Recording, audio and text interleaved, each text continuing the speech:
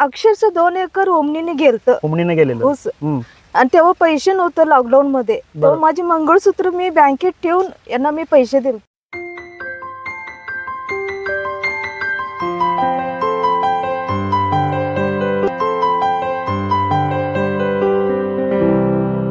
नमस्कार शेतकरी मित्रांनो, आज आपण एका वैशिष्ट्यपूर्ण शेतामध्ये आलेलो आहोत.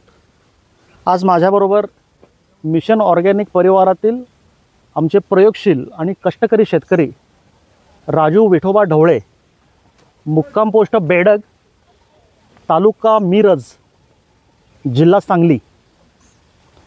हे गाव कर्नाटक आणि महाराष्ट्राच्या बॉर्डरवर आहे. इथून 2 किलोमीटरवर कर्नाटकची बॉर्डर आहे. आणि आमचे शेतकरी मित्र राजू ढवळे हे मूळतः कर्नाटकचे आहेत. कर्नाटकमधून महाराष्ट्रामध्ये येऊन ते भाडे तत्वावर शेती करतायत. शेतकरी मित्रांनो, हे तुम्ही समजून घ्या आणि लक्षपूर्वक ऐका. आज आपल्याकडे जी शेतजमीन आहे त्या शेतजमिनीचा वापर आपण कसा करायचा आणि त्यातून उत्पन्न कसं घ्यायचं या संदर्भात आपला शेतकरी अनभिज्ञ आहे, किंवा आपल्या शेतकऱ्याला त्याच्या वाट्याला आलेली जमीन कशा पद्धतीनं कसायची असते, आपण ज्या भागामध्ये राहतो त्या भागातील भौगोलिक परिस्थितीचा अभ्यास करून तिथलं पर्जन्यमान, तिथल्या जमिनीचा कस, ह्या सगळ्याचा अभ्यास करून पारंपरिकपणे उत्पादन घेता यायला पाहिजे, किंवा त्या संदर्भात त्यांना अभ्यास केला पाहिजे.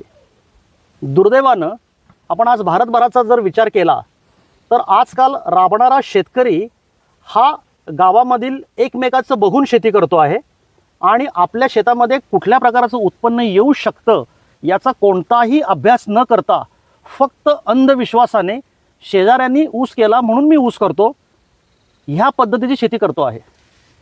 आज आपल्याबरोबर असलेले राजू ढवळे हे कष्टकरी शेतकरी कर्नाटकमधून महाराष्ट्रामध्ये येऊन स्वतःची जमीन नसताना दुसऱ्याची जमीन भाडे तत्वावर घेऊन त्यांनी ही बाग फुलवलेली आहे. आज आपण त्यांच्या बेडग या गावी त्यांच्या काकडीच्या प्लॉटमध्ये उभे आहोत. आम्हाला राजू ढवळे भेटून फक्त 1 महिना झालेला आहे. आम्हाला भेटण्या अगोदर राजू ढवळेंनी रासायनिक पद्धतीनं शेती केली होती, तर ती फायद्यात होती का, किंवा त्याचे अनुभव कसे होते.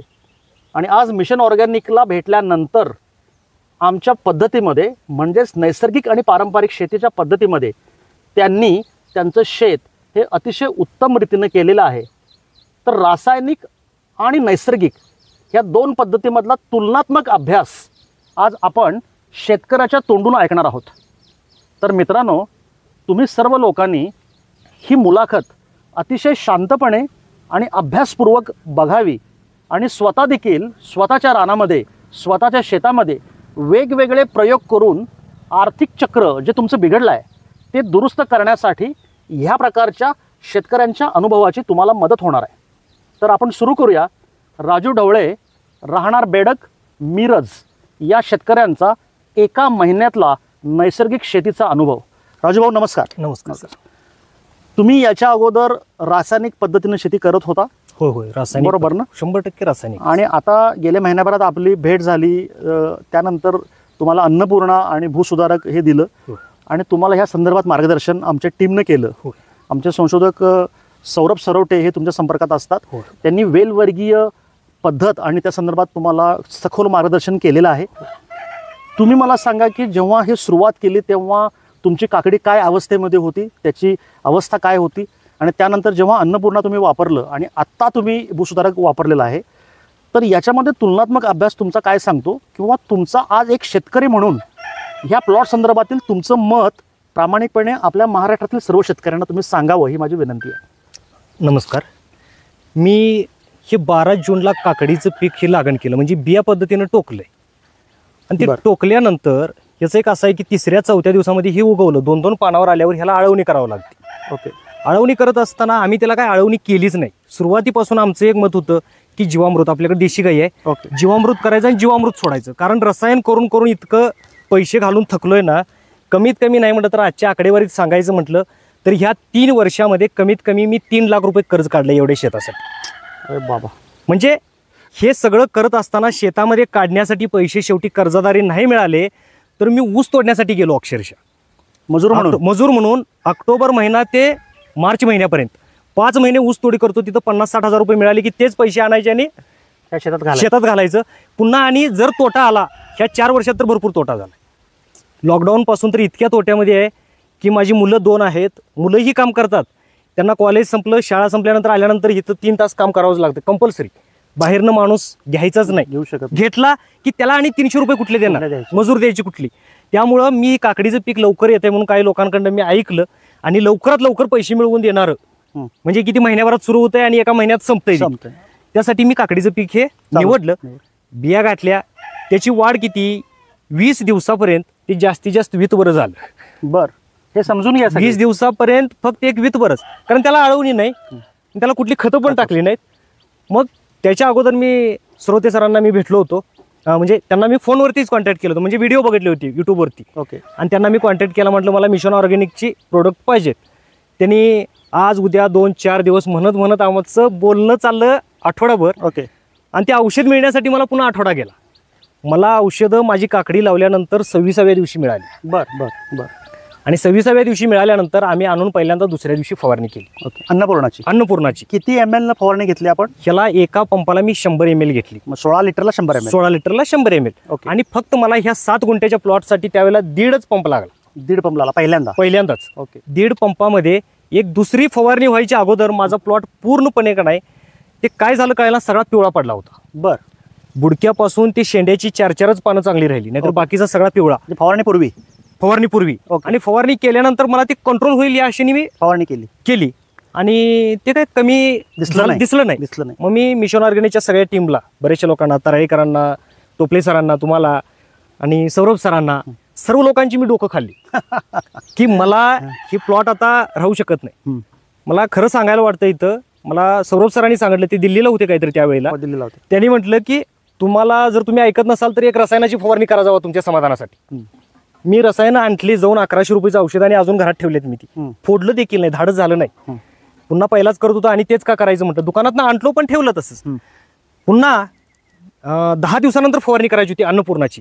पण आम्ही काय केलं, 6व्या दिवशीच पुन्हा फवारणी केली. जरा बरं वाटायला लागलं. ओके. वाटत होतं की संपलंय. पण फवारणी केल्यानंतर ते 4-5व्या दिवशी चांगली एवढी शेंड काढायला. मग आम्ही शेंड मारायचं त्याला करत फुटवा चांगला आला. आणि 36व्या दिवशी आमचा प्लॉट पूर्णपणे डेव्हलप झाला. पहिला एकदम चांगला की जसा काय ह्याला रोगच नाही. म्हणजे जो प्लॉट संपूर्ण गेला होता असं वाटत होतं, सोडून दिलं होतं कारण पाऊसच थांबत नव्हता. अन्नपूर्णाच्या 2 फवारणीनं प्लॉट सेट झाला सुरुवातीला. ओके. आणि 36-37व्या दिवशी आम्ही 5 किलो काकडी पहिल्यांदा तोडली काढली. तसं 40-45 दिवसानंतर येते. काही लोक म्हणतात की कुणाला 35 दिवसामध्ये चालू होतं, पण आम्ही 36व्या दिवशी काकडी तोडली. ओके. आणि तिथून आमचा प्लॉट पूर्णपणे डेव्हलप झाला. आता ह्या काकडीच्या प्लॉटला आम्ही आतापर्यंत 4 फवारण्या केल्या. ओके. म्हणजे 10 दिवसाची. पहिलाची एकच फवारणी आमची फक्त 6व्या दिवशी झाली होती गडबड. त्यानंतर आम्ही चुकलो नाही. 10व्या दिवशी 16 लिटर पंपाला एक 100 ml घालून आम्ही फवारणी. आता किती दिवसाला ह्या प्लॉटची काकडी तोडता? रोजच्या रोज तोडावं लागते आम्हाला. रोज तोडावं लागते. रोज साधारण किती काकडीचा तोडा होतो? वजन किती येतं दररोज? रोजच्या रोज आता सरासरी ॲव्हरेज जर म्हणायला गेला तर 55 ते 60 किलो आमचं रोजचं ॲव्हरेज. दररोज 60 किलो ॲव्हरेज आहे. 60 किलो आहे. मग आजपर्यंतचा हा प्लॉट सुरू झाल्यानंतर आतापर्यंत जर हिशोब केलात तर तो किती दिवसामध्ये किती किलो काकडी आपली आली असं काय? मी काल रात्रीच हिशोब करून ठेवलाय सगळा. टोटली आजची काकडी सोडली तर 900 किलो काकडी माझी गेली. अरे वा. म्हणजे किती दिवसामध्ये? हे 14 दिवसामध्ये. ऐकलत का शेतकरी मित्रांनो? आज राजू ढवळे यांनी 14 दिवसामध्ये 900 किलो म्हणजे ऑलमोस्ट 1 टन आजचा तोडा काढलेला आहे. त्याचं वजन नाही आहे घेतलेलं. आजचं 57 किलो 57 किलो म्हणजे 950. 1 टन झालेला आहे. 14 दिवसामध्ये 1 टन काकडी फक्त अन्नपूर्णाच्या 4 फवारण्यामध्ये आलेली आहे. आता त्यांचं आर्थिक गणित, याच्या आधी ते किती खर्च करत होते आणि आता किती खर्च केला आहे हे त्यांच्या तोंडातून आपण ऐकूया. किती खर्च आधी रासायनिकचा होता आणि आता किती झाला? रासायनिकचा खर्च भरपूर होता, तो काय बेहिशोबी. रोज कसं आहे, गेल्या वर्षी आमचा मिरचीचा प्लॉट होता एवढा, म्हणजे याच्यापेक्षा डबल 15-16 गुंठ किंवा अर्धा एकर जास्तीत जास्त पकडूया. ओके. त्याला आम्ही 1.5-2 महिन्यामध्ये 40,000 रुपये खर्च केलो होतो. अरे बाबा. 40,000 रुपये खर्च केलं होतं हा. आणि शेवटापर्यंत मिरची आम्हाला 4 टन मिरची मिळाली. 4 टन मिरची आली. 4 टन मिरची सरासरी तिचा अवरेज जर म्हणायला गेलं तर फक्त आम्ही रसायनाचा खर्च सांगितला तुम्हाला. हा. आम्ही राबलेलं हो, हो, मल्चिंग हो. ठिबक ते सगळं सोडलं. तर गेल्या वर्षी आम्हाला मिरचीचं जेमतेम जेवढी मिरचीला आम्ही खर्च केला होता तेवढा आम्हाला मिळाला असं झालं. म्हणजे फायद्याचं म्हणायला काही तर काय नव्हतं. आता ह्या प्लॉटला तुम्ही लावल्यापासून किती खर्च केला? आता सगळाच खर्च हरायचा झाला. मल्चिंग पासून जरी तुम्हाला सांगितलं, मी रात्रीचा खर्च सांगतोय, काल बसून सगळा हिशोब काढलाय. मला भूसुधारक 600 लिटर मी एकदम सोडले. ओके. त्यामुळं माझा हा सगळा खर्च 3,400 रुपये आतापर्यंतचा खर्च आहे. 3,400 रुपयाच्या खर्चामध्ये तुम्ही 1 टन काकडी काढलेली आहे. काढलेले. बरोबर. होय होय. हे सगळ्यांनी समजून घ्या. आणि प्लॉट चालू आहे. अजून ह्या प्लॉटमधून किती काकडी येईल असा तुमचा अनुभव सांगतो. आता जी सेटिंग आहे, आता मला कळतंय त्याप्रमाणे जी सेटिंग काकडी लागलेली आहे, वेलाला 4-5 काकड्या आहेत. आता दिसत आहेत, सध्या दिसत आहेत. आणि फुलं आहेत, सगळं चालू आहे, शेंडा चालू आहे, सगळं आहे. ओके. जर 4-5 काकडीचं जरी माझी एक काकडी 100 ग्रॅम 120 ग्रॅमच्या आसपास काढतोय, बरोबर, म्हणजे 700 ग्रॅम एका वेलापासून जरी निघलं तरी माझी 1200 वेल आहेत. आणि 1200 वेलापासून अजून 1 टन तरी किमान यायला पाहिजे. पण प्लॉट काय हलण्याजोगा तर काय वाटत नाही अजून. कारण सांगतो, ह्या 15 वड्याच्या अगोदर माझा प्लॉट संपला म्हणून बसलेला, आता माझा प्लॉट पुन्हा नव्याने चालू झाला. शेतकरी मित्रांनो, तुम्ही ह्यातील नैसर्गिक आणि पारंपरिक शेती संदर्भातील एक महत्त्वाची गोष्ट समजून घ्या. आणि आज राजू ढवळेंनी ज्या कष्टानं, ज्या मेहनतीनं आणि ज्या प्रामाणिकपणे हा प्लॉट उभा केला आहे, ते तुम्ही सर्व लोकांनी संवेदनाक्षमरित्या समजून घ्या. आज संपलेला प्लॉट सुरू झाला. अन्नपूर्णा आणि त्यांची मेहनत. आज 1 टन काकडी 14 दिवसामध्ये काढलेली आहे आणि अजून 1 टन येईल असं त्यांचं म्हणणं आहे. पण शेतकरी मित्रांनो, तुम्हाला आणि राजूंना मला ही गोष्ट सांगायची आहे की सर्वसाधारणपणे काकडीचा प्लॉट हा 70 दिवसांचा असतो असा शेतकऱ्यांचा समज आहे. म्हणजे काकडी लावल्यानंतर 35-40 दिवसानंतर उत्पन्न यायला चालू होतं आणि त्यानंतर पुढचे 35 दिवस ते उत्पन्न येतं आणि हा प्लॉट संपतो. हे चुकीचं आहे. याचं कारण नैसर्गिक आणि पारंपरिक पद्धतीमध्ये शेतकऱ्यानं आपल्या शेतामध्ये उत्पन्न किती घ्यायचं आहे हे याने ठरवायचं आहे. आज सर्वसाधारणपणे मार्केटमध्ये जे काही थोर शेतीशास्त्रज्ञ उपलब्ध आहेत, जे तुमचे बियाणं देणारे लोक आहेत, शेती सेवा केंद्रामधले लोक आहेत, ह्या लोकांचं आमच्या गोरगरीब शेतकऱ्यांना असं म्हणणं असतं की काकडीचा प्लॉट हा साधारण 70 दिवसाचा असतो. पहिला प्लॉट सेट व्हायला 35 दिवस लागतात. 40 दिवसानंतर त्याचं उत्पन्न यायला चालू होतं आणि ते 70 दिवसापर्यंत असतं. म्हणजे उरलेल्या 35 दिवसामध्ये जे उत्पन्न येतं तो ह्यांचा फायनल प्रॉडक्ट असतो. पण असं नाही आहे. आत्ता राजू ढवळेच मला सांगतायत की हा माझा प्लॉट 70 दिवसाच्या पेक्षा पुढे चालणार आहे, असं त्यांचा अनुभव, त्यांची नजर, त्यांचं निरीक्षण आणि त्यांचा अभ्यास सांगतो आहे.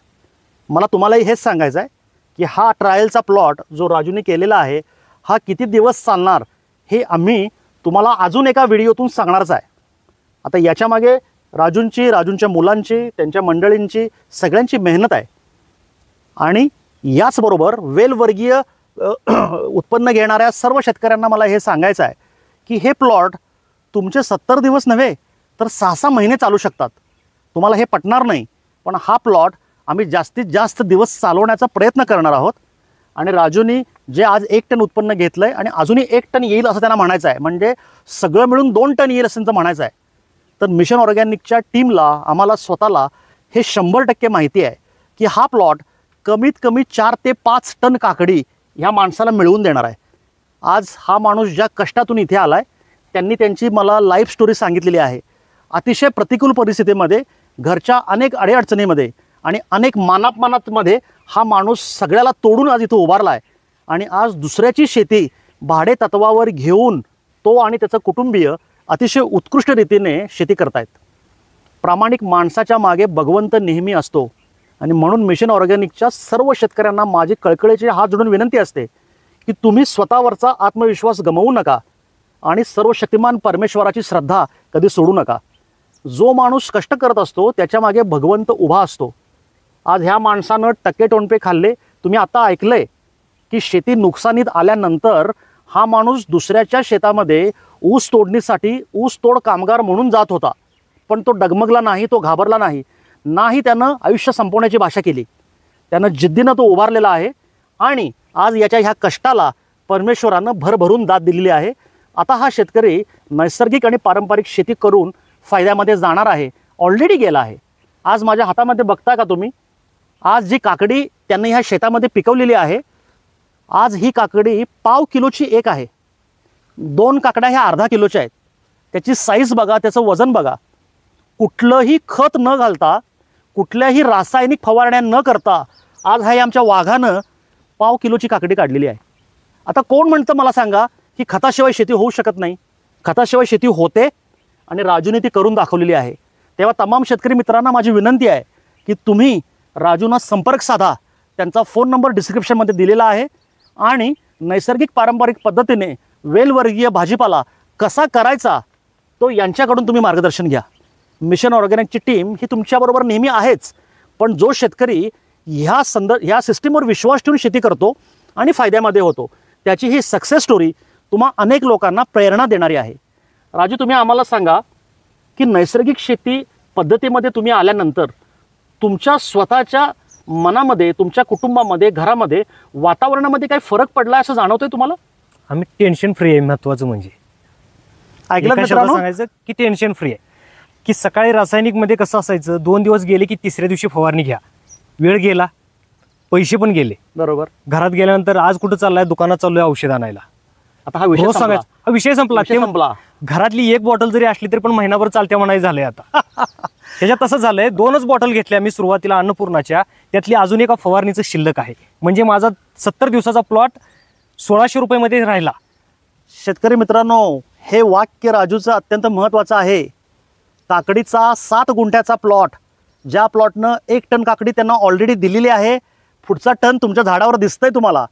ह्या 2 टन काकड्याचं उत्पादन जे आलेलं आहे त्याचा खर्च 2 अन्नपूर्णाच्या बाटल्या म्हणजे 1600 रुपये आहे.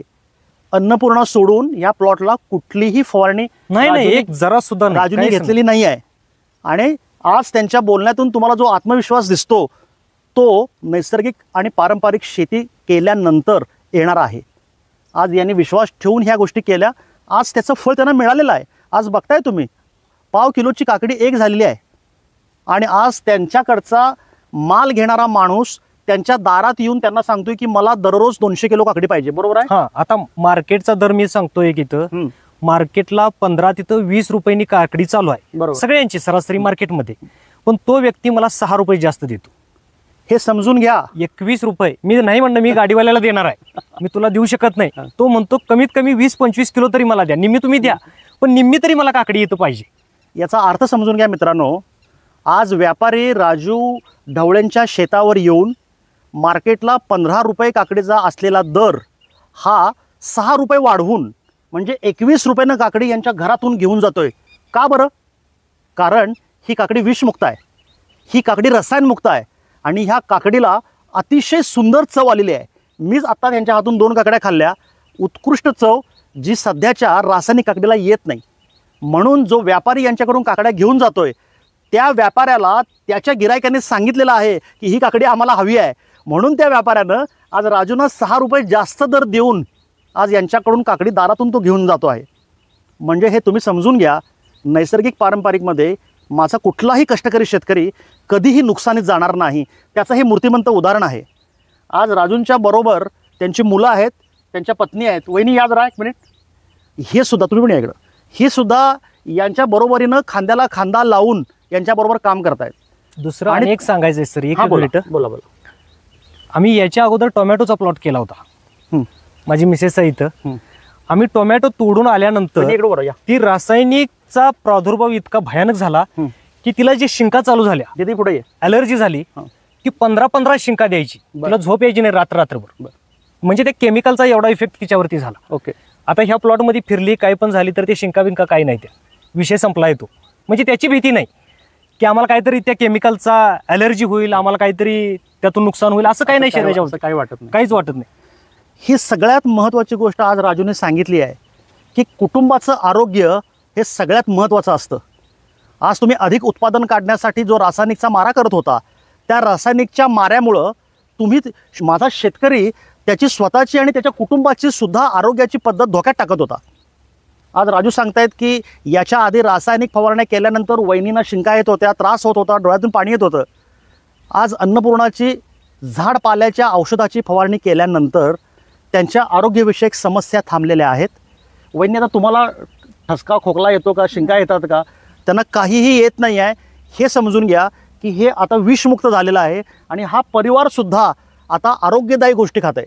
त्यांनी मला आत्ताच सांगितलं, मुलं शाळेतून जेव्हा येतात, जेव्हा भूक लागलेली असते तेव्हा घरात न जाता पहिल्यांदा येऊन काकड्या खातात, कारण त्या काकड्यांना पोटही भरतं, चवही चांगली आहे आणि ह्या मुलाबाळांनाही कळालं आहे की हे अत्यंत आरोग्यदायी आहे. म्हणून आमचं सांगणं नेहमी आहे की आज राजू ढवळे वहिनी आहेत, कन्या आहेत, चिरंजीव आहेत, ही पोरं ह्यांच्या वडिलांच्या बरोबर ज्या पद्धतीनं कष्ट करतायत हे आदर्श शेतकरी कुटुंब आहे. आपले वडील आई वडील अडचणीत असताना ही मुलं बाहेर लोकांना मजुरी द्यावी लागू नये किंवा ते फायद्यात त्याचं सेव्हिंग व्हावं म्हणून आज मुलं मुली वहिनीसुद्धा त्यांच्याबरोबर शेतामध्ये राबतायत. वहिनी, तुम्ही ह्या शेती संदर्भामध्ये आज तुमच्या नवऱ्याच्या मागं जे घट्ट उभारला आहे, आज तुम्ही सगळी उभारला आहे, आज तुमच्या डोळ्यातलं पाणी मला दिसतंय आणि नैसर्गिकरित्या ते माझ्याही डोळ्यात यायला लागले. तर त्यांचा अनुभव आपण विचारूया. नाही, ही अन्नपूर्णाचं म्हणजे तुमच्याबरोबर भेट व्हायच्या आधी एवढे लोन काढून मी देतो ती पैसे, म्हणजे खूप केमिकल म्हणजे शेतात घालायला, आणि अक्षरशः 2 एकर ओमनीने गेलेलं ऊस. आणि तेव्हा पैसे नव्हतं लॉकडाऊन मध्ये, तेव्हा माझी मंगळसूत्र मी बँकेत ठेवून यांना मी पैसे दिलतो. ते सुद्धा औषध मारून पण काय उपयोग झाला नाही. आणि मी एवढं अडचणीत माझ्या माहेरला जात होतो. मी आईचं हॉटेल आहे तिथं मी काम करून त्यांनी मला काहीतरी देतील का म्हणून इथपर्यंत मी कष्टात होतो आम्ही.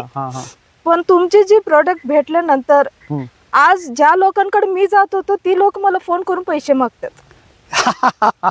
ऐकला शेतकरी मित्रांनो, हे किती भावनिक आणि इमोशनल आहे. घरामध्ये म्हणजे केमिकलचं वातावरणच नाहीये, म्हणजे एकदम शांती समाधान. मला माहिती आहे आज आमच्या घरात पैसे म्हणजे कोण पण येऊन मागितलं म्हणजे देण्यासारखे देवाने आम्हाला केले, परिस्थिती केलेली आहे.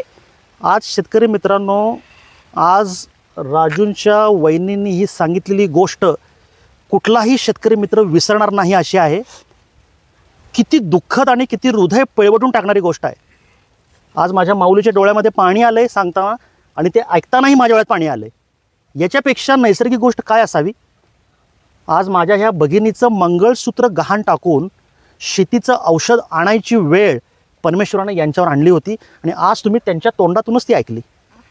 रासायनिक खतांचा मारा, रासायनिक खतानं झालेले प्रॉब्लेम हे एखादं घर उद्ध्वस्त करून टाकणारे आहेत. आज हे कुटुंब उभारलंय. आज प्रत्येकाचे चेहरे बघा तुम्ही, किती दुःखातून किती त्रासातून ही लोक शेती करत होते आणि आज त्यांच्या तोंडातून तुम्ही ऐकलं की आज कमी पडलेले पैसे आणण्यासाठी वहिनी त्यांच्या माहेरी कर्नाटकामध्ये त्यांच्या हॉटेलमध्ये जायला लागली अशी वेळ आलेली होती. आणि आज महाराजांच्या कृपेने, परमेश्वर कृपेने आणि ह्या लोकांच्या कष्टानं ही वेळ आलेली आहे. आज जेव्हा ते नैसर्गिक पारंपरिक शेती करतायत तेव्हा वहिनी मला सांगतायत, ज्यांच्याकडे पैसे मागायला मी जात होते त्यांनी आज माझ्याकडे पैसे मागण्याची वेळ आली. आज माझ्याकडे पैसे घरात आहेत, घरचं वातावरण सुंदर आहे, शांत आहे आणि अतिशय आनंदाने ही लोक आज जगण्याचा प्रयत्न करत आहेत. तेव्हा माझं वारंवार माझ्या सर्व शेतकरी मित्रांना हे म्हणणं आहे की तुम्ही नैसर्गिक आणि पारंपरिक शेती करा, तुम्ही विषमुक्त शेती करा आणि आनंदानं राहा. आज ह्या सर्व कुटुंबाचं आरोग्य जे धोक्यात आलं होतं ते भगवंत कृपेनं सुखसमाधान लाभलेलं आहे. आज यांच्या घरामध्ये रासायनिक खताचा वास देखील नाही असं त्यांचं म्हणणं आहे. आणि गेल्या महिनाभरामध्ये त्यांच्या घरातलं वातावरण हे अतिशय आनंदी, समाधानी आणि सुखी झालेलं आहे. तर तुम्ही ही गोष्ट ह्या वहिनींची आणि ह्या दादाची विसरू नका. आज हा माणूस ज्यांचं आयुष्य कर्जात गेलं होतं, फक्त रासायनिक मारा थांबवून नैसर्गिक शेती चालू केल्यामुळे ही माणसं कर्जातून मुक्त होण्याच्या दिशेला आलेली आहेत आणि सर्व कुटुंब अतिशय समाधानानं आनंदानं वावरते. आज ह्या सगळ्या प्रक्रियेमध्ये वहिनींना स्वतःहून त्यांचं दुःख बोलावंसं वाटलं, हे माझ्यासाठी महत्त्वाचं आहे. कारण आज शेतकरी वर्ग कॅमेऱ्याला घाबरतो, पण त्यांनी स्वतःहून येऊन ही गोष्ट तुमच्याशी शेअर करणं हे माझ्यासाठी अत्यंत महत्त्वाचं आहे. कारण हा व्हिडिओ महाराष्ट्रातले लाखो शेतकरी बघणार आहेत. आज ह्या माझ्या बहिणीच्या चेहऱ्यावर आणि डोळ्यामध्ये जे अश्रू आले ना, हे असे फुकट नाही जाणार. आज आमच्यासारखे हजारो भाऊ ह्या बहिणीसाठी उभारणार आहेत आणि त्यांनी चांगली शेती करावी आणि आनंदानं राहावं ह्यासाठी मिशन ऑर्गॅनिक माझी टीम कटिबद्ध आहेच. आम्ही आज त्यांच्या शेतामध्ये येऊन त्यांच्याशी बोलतो आहोत. तुम्ही सर्वजण कधीही अडीअडचणीत असाल, कर्जात असाल, घाबरू नका, भांबावून जाऊ नका. मिशन ऑर्गॅनिकच्या टीमला कधीही संपर्क साधा. हे अतिशय साधं सोपं सरळ, अतिशय कमी खर्चातलं, अतिशय कमी कष्टातलं आणि सुंदर उत्पन्न देणारं प्रक्रिया आहे. हीच नैसर्गिक आणि पारंपरिक शेती आहे. गुरुकृपेमुळे प्रत्येकांच्यापर्यंत ती 100% पोचेल हे तुम्ही सर्व शेतकऱ्यांनी लक्षात घ्या. ढवळे कुटुंब ज्या पद्धतीनं कर्जातून बाहेर पडतं आहे आणि एक संघ राहिला आहे हे अतिशय महत्त्वाचं आहे. म्हणून माझ्या शेतकरी मित्रांना माझी विनंती आहे की जर तुमचा शेतकरीचा प्लॉट लॉसमध्ये गेला असेल, प्रॉब्लेममध्ये असेल, घरात वादावादी भांडाभांडी करू नका. सर्वजण एक राहा आणि सगळ्यांनी मिळून आलेल्या अडचणींचा सामना करण्याचा प्रयत्न करा. राजू वैनींच्याकडून जी तुम्हाला बहुमोल माहिती मिळाली याच्यावर सर्वांनी विचार करावा आणि अनुकरण करावं अशी मला विनंती आहे. आणि राजूसारखंच तुम्ही कर्जमुक्त व्हा आणि आज ह्या आमच्या ताईंसारखंच तुम्ही आनंदी राहा अशी माझी सर्व लोकांना नम्र विनंती आहे. नमस्कार.